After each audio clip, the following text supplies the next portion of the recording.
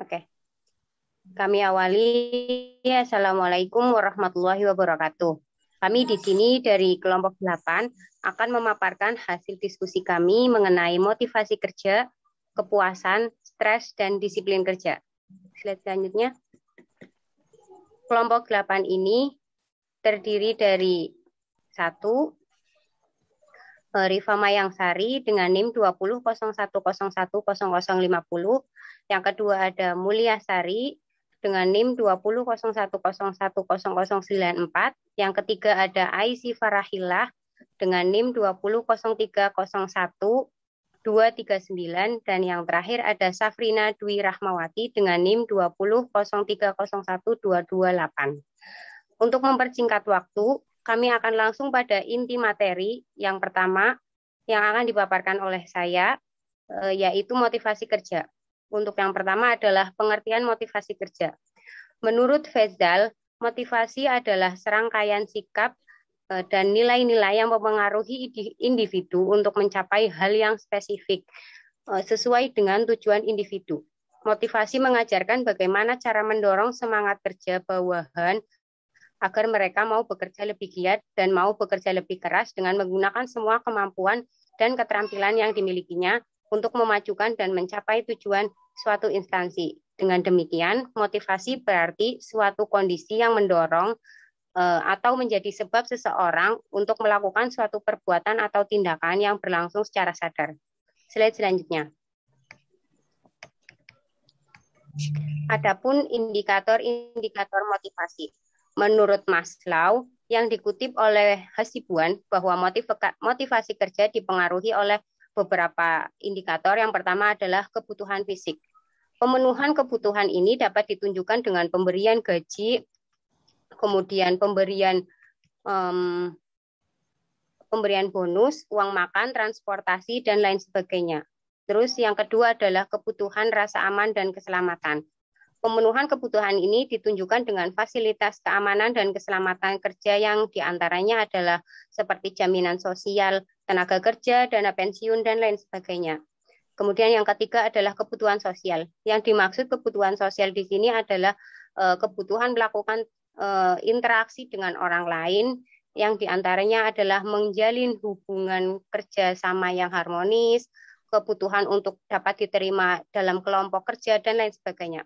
Yang keempat adalah kebutuhan akan penghargaan. Pemenuhan kebutuhan ini dapat ditunjukkan dengan pemberian pengakuan dan penghargaan berdasarkan kemampuan dan prestasi kerjanya. Kemudian yang kelima adalah kebutuhan perwujudan diri. Dalam pemenuhan kebutuhan ini, perusahaan dapat menyelenggarakan pendidikan dan pelatihan. Kemudian yang slide ketiga, yang kelima,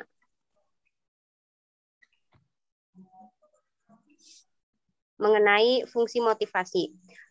Ada menurut Nawawi Hadari tahun 1996, fungsi motivasi bagi manusia termasuk pekerja itu ada 3. Yang pertama adalah motivasi sebagai energi atau motor penggerak bagi manusia. Ibaratnya motivasi adalah bahan bakar pada kendaraan dan kendaraan di sini bisa jadi manusia. Kemudian yang kedua adalah motivasi merupakan pengatur dalam memilih alternatif di antara 2 atau lebih kegiatan yang bertentangan. Dengan kata lain, dengan adanya motivasi akan memberikan pengaruh pada seseorang untuk memutuskan kegiatan atau tindakan apa yang akan ia pilih untuk difokuskan. Kemudian yang ketiga adalah motivasi merupakan pengatur arah atau tujuan dalam melakukan aktivitas. Dengan kata lain, setiap orang hanya akan melakukan dan berusaha mencapai suatu tujuan apabila motivasi dari kegiatan tersebut itu lebih tinggi daripada motivasi untuk kegiatan lain. Slide selanjutnya. Adapun bentuk-bentuk motivasi, menurut Nawawi Hadari tahun 1996, secara sederhana dibagi menjadi 2. Yang pertama adalah motivasi intrinsik. Motivasi intrinsik ini adalah motivasi yang bersumber dari dalam diri pekerja sebagai individu, berupa kesadaran terhadap manfaat atau makna pekerjaan yang ia kerjakan. Kemudian yang kedua adalah motivasi ekstrinsik. Motivasi ini keluar dari luar diri pekerja atau di mana berupa suatu kondisi yang mengharuskan pekerja itu melaksanakan pekerjaan secara maksimal bisa dari lingkungan suatu organisasi. Lah, dalam hal ini dalam lingkungan suatu organisasi atau perusahaan, motivasi ekstrinsik ini lebih dominan daripada motivasi intrinsik. Kenapa bisa begitu? Karena untuk menumbuhkan motivasi dari dalam diri atau motivasi intrinsik itu cukup sulit karena dilakukan secara individu. Sedangkan kondisi kerja di sekitarnya atau motivasi ekstrinsik itu lebih banyak menggiring pekerja untuk dapat memenuhi kepuasan kerja yang hanya dapat dipenuhi dari luar dirinya. Slide selanjutnya mengenai ganjaran motivasi. Ganjaran di sini maksudnya adalah reward atau hadiah apresiasi atas kontribusi yang dilakukan oleh karyawan. Ganjaran yang efektif sebagai motivasi kerja ini dapat digolongkan menjadi 3 kelompok. Yang pertama adalah ganjaran yang berharga dan memadai. Artinya ganjaran yang diberikan secara pribadi harus dapat dirasakan sebagai sesuatu yang berharga bagi pekerjanya, di mana setiap pekerja itu memiliki kebutuhan yang berbeda. Kemudian yang kedua adalah ganjaran yang tepat waktu dan disukai. Ketepatan waktu akan berpengaruh dan menentukan tingkat efektivitas motivasi tersebut. Waktu yang tepat sangat bergantung pada kemampuan pelaksanaan pekerjaan secara prima dan hasil yang terbaik yang dapat dicapai oleh pekerjanya. Kemudian ganjaran yang terakhir adalah ganjaran yang adil dan fair. Ganjaran ini bukan sehingga dirasakan wajar dan adil. Dalam hal ini, ganjaran ini harus diberikan karena prestasi maupun kemampuan yang pekerja itu capai, bukan karena hal lain seperti hubungan kekeluargaan atau rekan sejawat yang dekat dengan atasan. Demikian materi yang dapat saya sampaikan. Untuk materi selanjutnya akan dipaparkan oleh rekan saya, Rifa Mayangsari. Baik, slide selanjutnya akan saya paparkan yaitu 6. Hubungan desain pekerjaan dengan motivasi. Desain pekerjaan berguna bagi pekerja untuk memahami tugas-tugasnya yang dapat memberikan motivasi untuk melaksanakannya secara efektif dan efisien. Berikut desain pekerjaan yang ada. 1. Desain pekerjaan tim. Dalam pengertian yang lebih luas, tim kerja dapat berarti jaringan kerja antara para pekerja pada unit kerja yang satu dengan yang lain dalam melaksanakan pekerjaan, yang merupakan tugas dan bertanggung jawab bersama sesuai porsi masing-masing. Jaringan kerja tersebut harus didesain agar setiap pekerja mengetahui dan menjalankan peranan dan fungsinya, sehingga tidak menjadi penghambat pelaksanaan pekerjaan yang menjadi tugas dan tanggung jawab pekerja lainnya.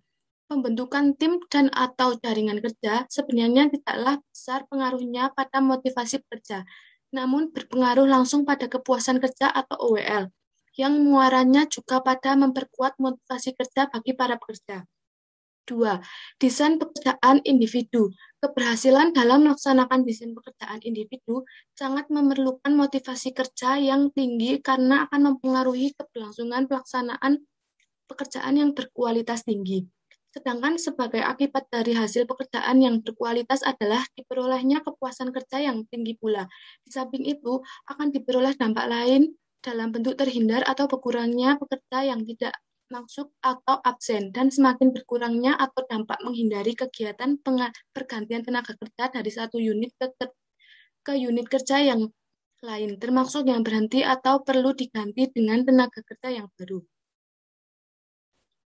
Yang ketujuh, hubungan motivasi dengan sistem upah. Menurut Nawawi Hadadihah, dari satu sisi sistem upah telah disepakati sebagai faktor yang sangat penting dalam mewujudkan penampilan kerja yang terbaik. Dengan kata lain, penampilan kerja yang terbaik. Dengan kata lain, pemberian upah merupakan motivasi kerja yang penting dalam mewujudkan pekerjaan yang produktif dan berkualitas atau efektif dan efisien bagi para pekerja dan di bidang kerja masing-masing. Dari sisi lain, Sulit untuk mewujudkan sistem upah yang dapat memotivasi bekerja. Salah satu sebabnya ternyata banyak ditemui kenyataan para manajer berupaya memerankan pembiayaan atau kos seminimal mungkin melalui pembayaran upah. Sehubungan dengan uraian-uraian di atas, ternyata dalam sistem pengupahan yang banyak dipersoalkan para pekerja sebagai motivasi kerja adalah pemberian insentif dengan tidak mengurangi arti dan peranan upah yang juga dapat dipergunakan untuk memotivasi kerja. 8. Sistem balas jasa yang efektif untuk memotivasi pekerja. Balas jasa sebagai ganjaran harus dikaitkan dengan motivasi kerja. Untuk mewujudkan sistem balas jasa yang efektif, perlu disempuh langkah-langkah sebagai pedoman bagi seorang manajer. Langkah-langkah yang dimaksud adalah sebagai berikut. 1. Kembangkan sistem penilaian kerja yang akurat. 2. Memuaskan standar pekerjaan. 3. Selenggarakan pelatihan supervisor dalam pelaksanaan penilaian karya dan dalam kemampuan menyampaikan umpan balik pada para manajer dan bawahan. Yang keempat, lakukanlah penilaian karya secara kontinu. 5. Dalam melaksanakan sistem ganjaran, dalam melaksanakan baiknya tidak terpaku hanya pada pemberian insentif. 9. Pengembangan insentif dalam pekerja.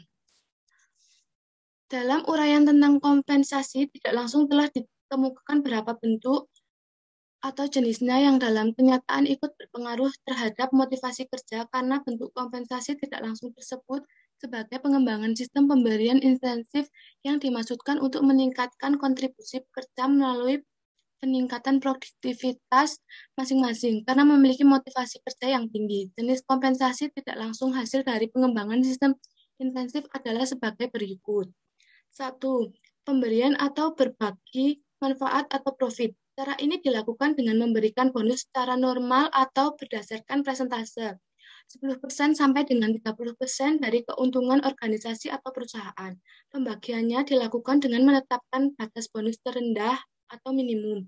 Apabila organisasi atau perusahaan hanya mampu memberikan manfaat ini, jumlah presentasi dapat dibuat menjadi intensif fleksibel dengan beberapa variabel sehingga tidak sekedar beberapa insentif finansial.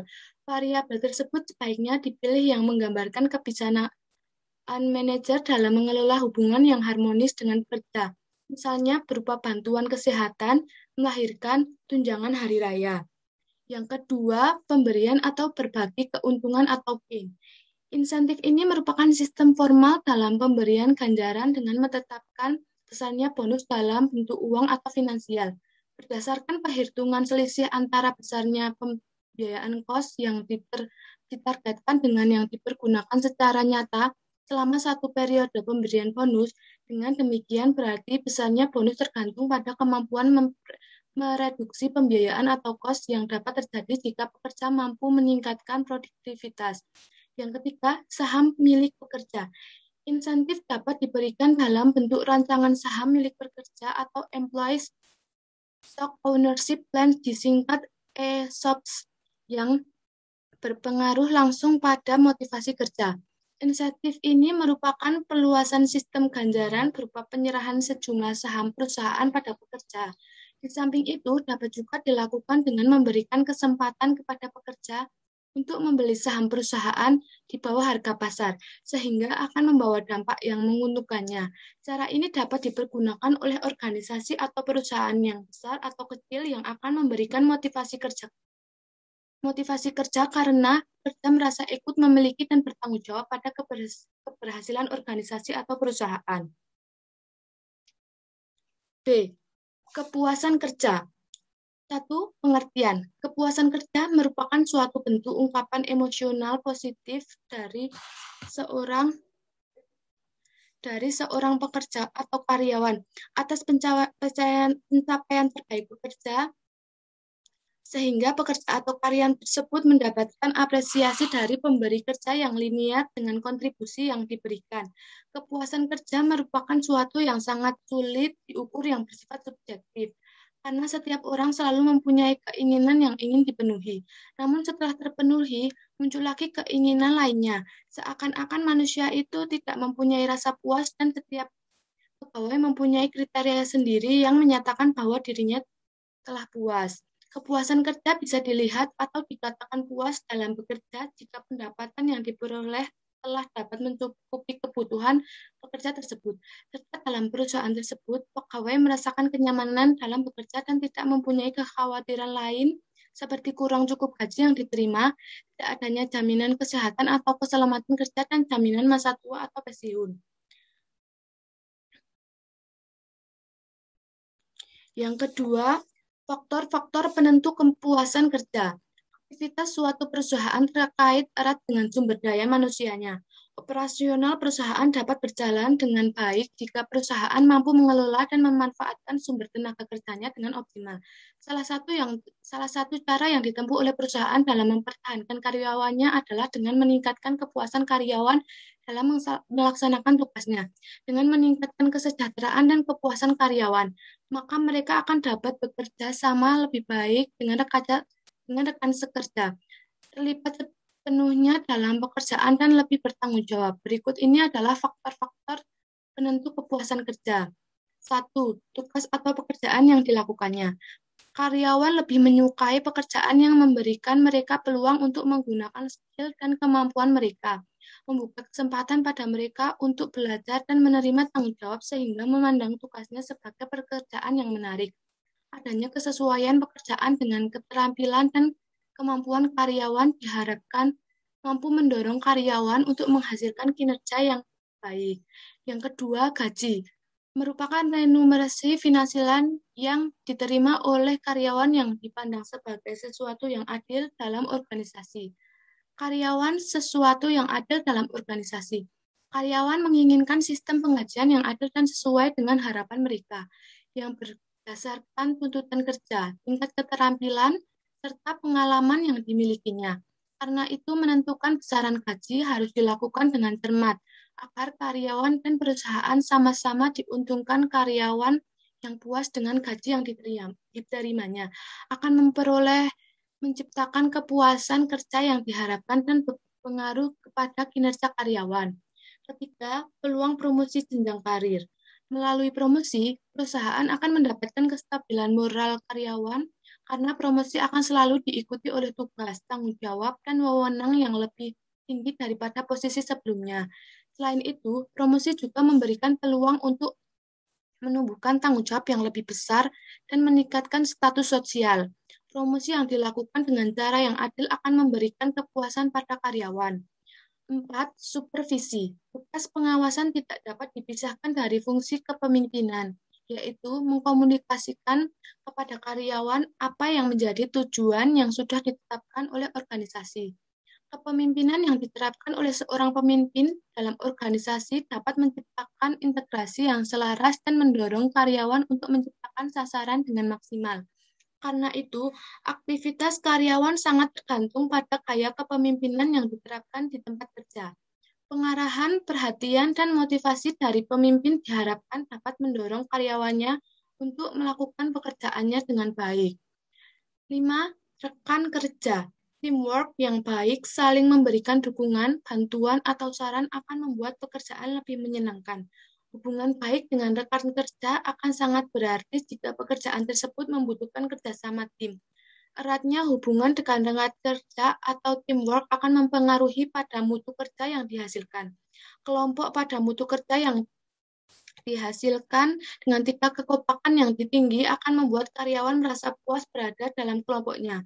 Hal ini disebabkan karena berkurangnya ketegangan, kecemasan dalam kelompok individu yang dalam kelompok tersebut mampu menyelesaikan diri dengan tekanan pekerjaan. 6. Lingkungan kerja yang bersih dan menyenangkan. Lingkungan kerja yang bersih, teratur, dan menyenangkan akan membuat pekerjaan lebih mudah ditangani. Namun jika di kondisi kerja tidak menyenangkan atau bisik dan kotor, maka akan mengakibatkan terganggunya penyelesaian pekerjaan. Lingkungan kerja yang baik akan memberikan kepuasan kerja. Berikut akan dipaparkan oleh Mbak Aisy Farahkila.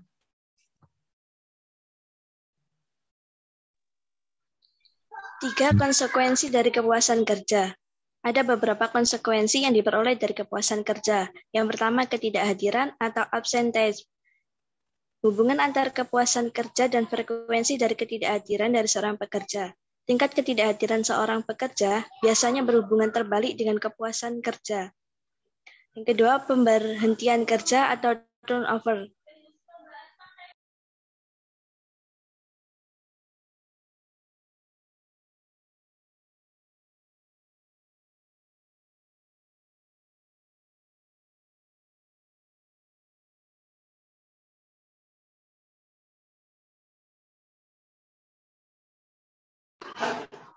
Yang kedua, pemberhentian kerja atau turnover. Menurut penelitian, pekerja yang puas dengan pekerjaannya cenderung untuk bertahan dengan pekerjaan, dan pekerja yang tidak puas dengan pekerjaannya akan berhenti dari pekerjaan.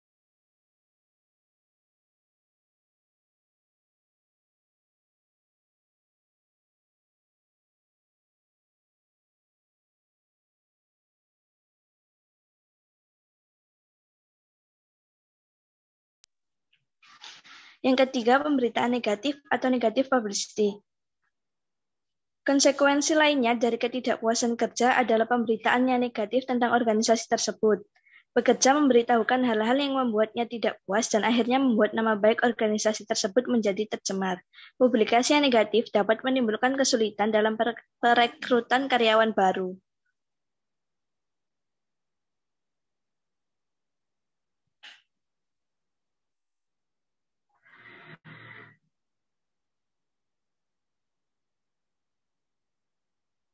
Lanjut.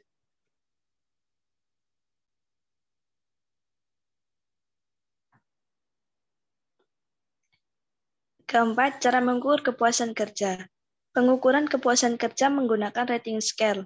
Rating scale merupakan salah satu cara mengukur kepuasan kerja yang sering digunakan oleh sebagian besar perusahaan.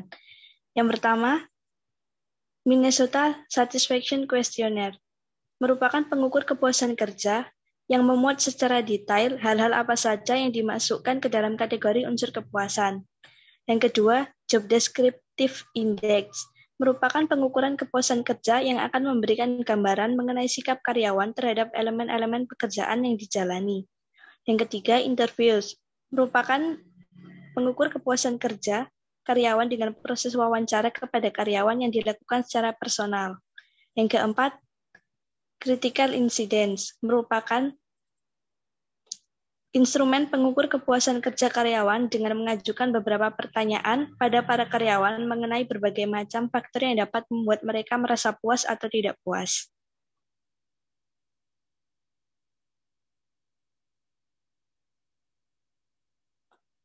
C. Stres. 1. Pengertian stres dan gejala-gejala stres.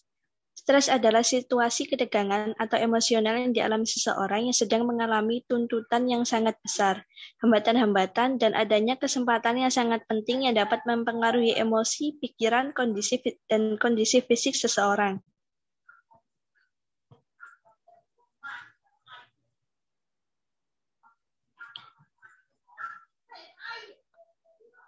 Ioannisa et al. Mengelompokkan gejala stres menjadi 3 kategori. Yang pertama, gejala fisik, yaitu perubahan-perubahan yang terjadi pada metabolisme organ.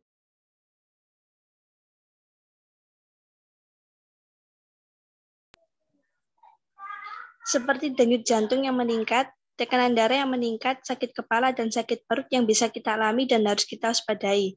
Yang kedua, gejala psikologi, yaitu perubahan-perubahan sikap yang terjadi seperti ketegangan, kegelisahan, ketidaktenagaan, cepat marah, bosan, dan lain-lain. Yang ketiga, gejala perlakuan, yaitu perubahan-perubahan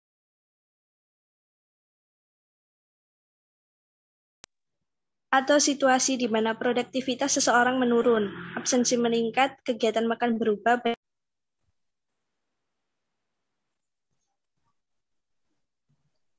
Ioannisa et al. Mengelompokkan gejala stres menjadi 3 kategori. Yang pertama, gejala fisik, yaitu perubahan-perubahan yang terjadi pada metabolisme organ tubuh seperti denyut jantung yang meningkat, tekanan darah yang meningkat, sakit kepala, dan sakit perut yang bisa kita alami dan harus kita waspadai. Yang kedua, gejala psikologi, yaitu perubahan-perubahan sikap yang terjadi seperti ketegangan, kegelisahan, ketidaktenangan, cepat marah, bosan, dan lain-lain.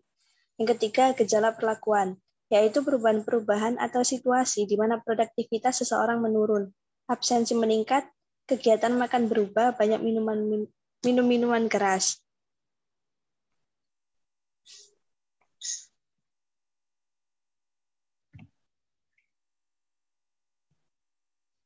Dua, sumber-sumber stres. Pada dasarnya, sumber stres merupakan hasil interaksi dan transaksi antara seorang individu dan lingkungannya.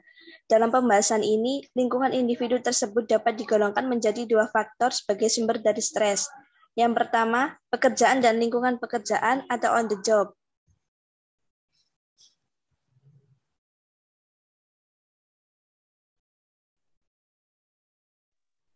Seperti beban kerja, konflik kerja, wewenang yang tidak seimbang, ketidakjelasan tugas, lingkungan kerja yang tidak menyenangkan, atasan atau rekan kerja yang tidak menyenangkan. Yang kedua, lingkungan atau off the job. Seperti masalah-masalah yang bersangkutan dengan anak, masalah-masalah fisik, masalah-masalah pribadi lainnya, dan juga kekhawatiran finansial. Untuk slide selanjutnya akan dijelaskan oleh Safrina Dwi Rahmawati.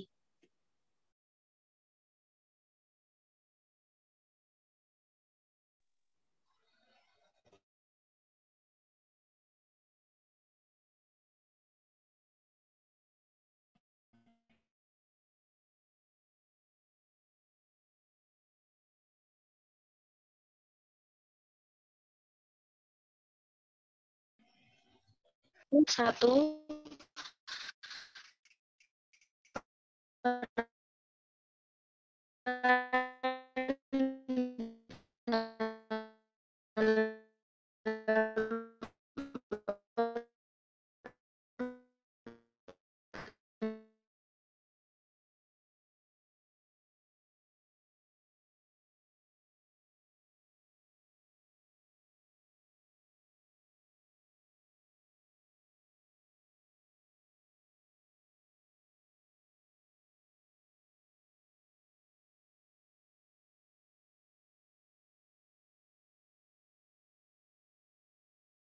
organisasi. Setiap tenaga kerja bekerja sesuai dengan peran bukan yang mempengaruhi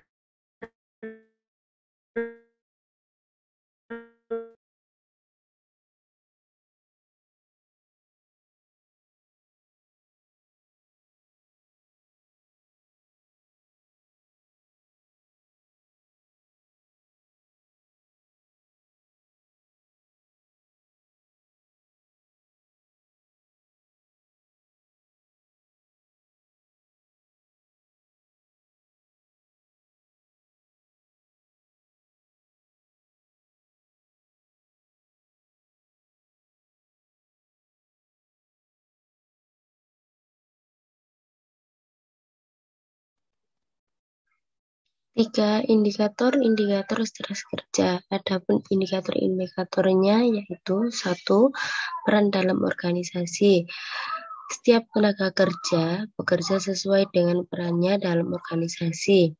Artinya, setiap tenaga kerja mempunyai kelompok tugasnya yang harus dilakukan sesuai dengan aturan-aturan yang ada sesuai yang diharapkan oleh atasan. 2. Beban kerja. Jika seseorang pekerja tidak memiliki cukup informasi untuk melaksanakan tugasnya atau tidak mengerti atau merealisasi harapan-harapan yang berkaitan dengan peran tertentu. 3. Pengembangan karir. Pengembangan karir merupakan aspek-aspek sebagai hasil dari interaksi antara individu dengan lingkungan organisasi yang mempengaruhi persepsi seseorang terhadap kualitas dari pengembangan karirnya. 4. Hubungan dalam pekerjaan.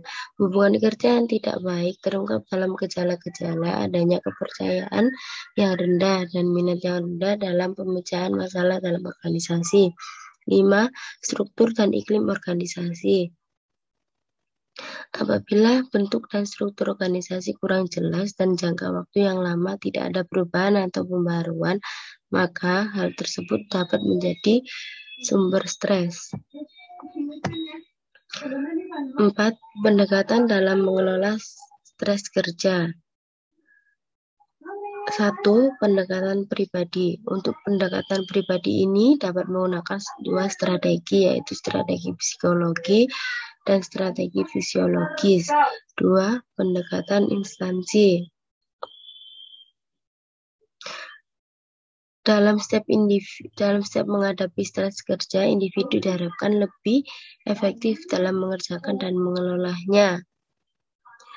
Ada beberapa cara yang digunakan untuk mengelola stres dalam organisasi atau dalam instansi, yaitu 1. Meningkatkan komunikasi, 2. Sistem penilaian prestasi dan sistem ganjaran yang efektif, 3. Meningkatkan prestasi, 4. Memperkaya tugas, 5. Mengembangkan keterampilan. D. Disiplin kerja. Disiplin kerja merupakan suatu sikap, tingkah laku, dan perbuatan yang sesuai dengan peraturan, baik tertulis maupun tidak tertulis. Dan bila melanggar akan ada sanksi atas pelanggarannya.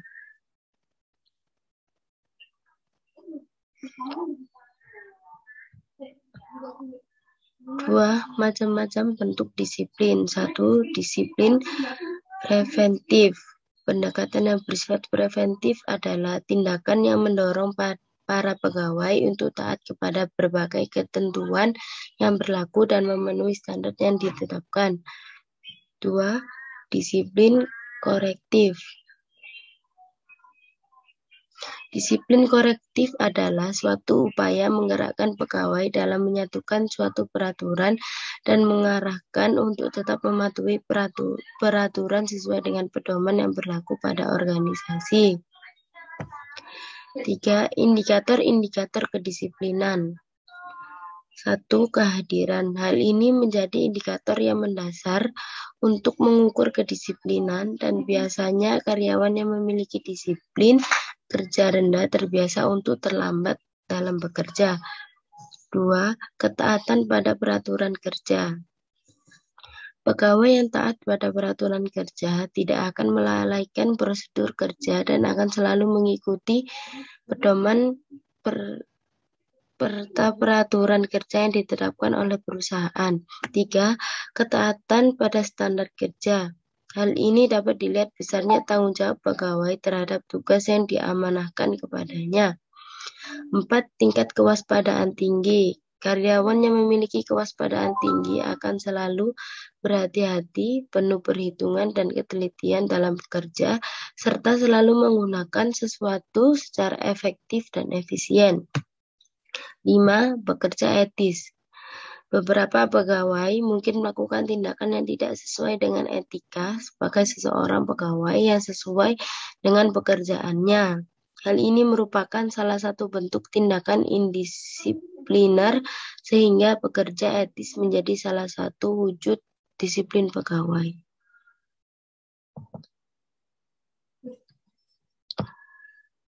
Kesimpulan yang dapat diambil dari PowerPoint yaitu 1. Terdapat keliru. Ya Allah.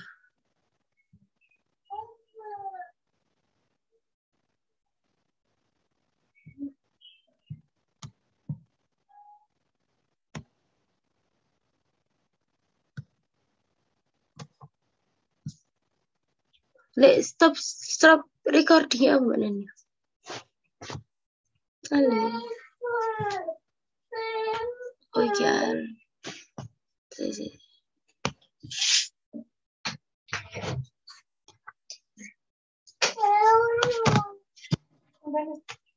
Keliru. Baikkan kesimpulan yang dapat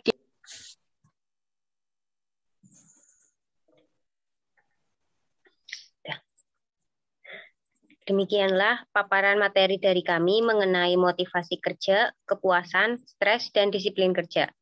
Dari paparan kami tadi, dapat kami tarik kesimpulan bahwa yang pertama yaitu terdapat hubungan positif antara disiplin kerja dengan kepuasan kerja dan motivasi kerja, yang mana semakin tinggi disiplin kerja seseorang karyawan, maka semakin tinggi pula kepuasan kerja yang dimiliki, sehingga membuat motivasi kerjanya semakin tinggi pula. Kemudian, namun terdapat hubungan negatif atau missing dari stres kerja yang dapat menurunkan tingkat disiplin kerja seorang karyawan yang mengakibatkan turunnya kepuasan yang dimiliki yang otomatis juga menurunkan motivasi kerjanya. Demikianlah yang dapat kami sampaikan. Kurang lebihnya kami mohon maaf atas kesalahan-kesalahan yang tidak sengaja kami buat. Semoga paparan materi hari ini dari kami ini bermanfaat bagi kita semua. Wal afu minkum wa wahul muwafiq ila aqwamit thoriq. Wassalamualaikum warahmatullahi wabarakatuh.